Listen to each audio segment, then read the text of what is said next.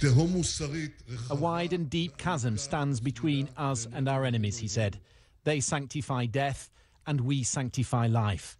They sanctify cruelty, we sanctify mercy. The pain is felt most acutely in the neighbourhoods where the boys were known. In the city of El Ad, they surrounded the ambulance carrying the body of 19-year-old Ayal Ifrach, seen here on the left alongside 16-year-old Gilad Sha'er and Naftali Frankel.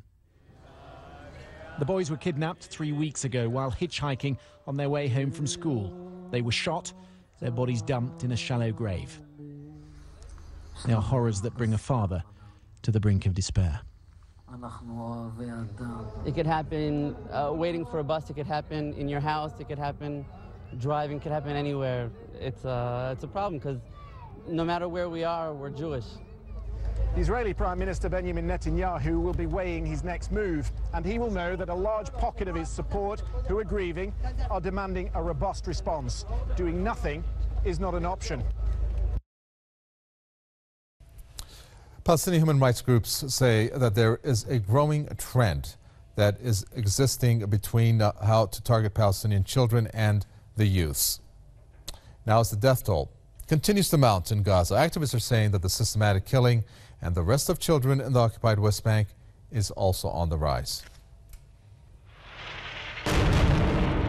Rights groups say as the number of dead children in Gaza is rising from the Israeli bombardment, so are the systematic attacks against children in the West Bank.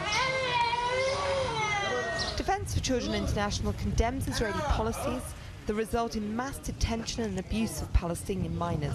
The most recent case was the shooting and killing of 11-year-old Khalil outside his home in the refugee camp near Al-Khalil, also known as Hebron.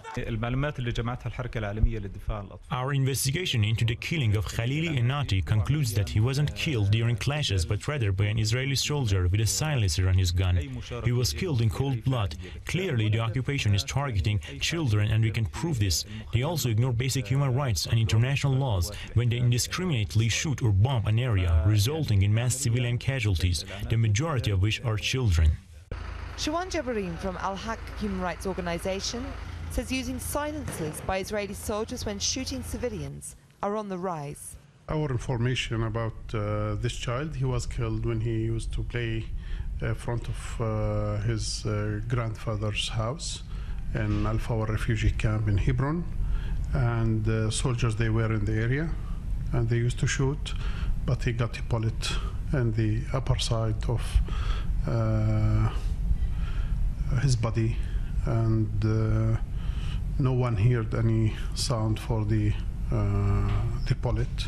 Jabarin says there's an ongoing investigation by Al-Haq about previous cases where children have been targeted in deliberate shootings by Israeli officers, which includes 17-year-old Nadim Nawara and 16-year-old Mohammed Abu Thair, who was shot dead during a protest to mark Al-Nakba Day on the 15th of May.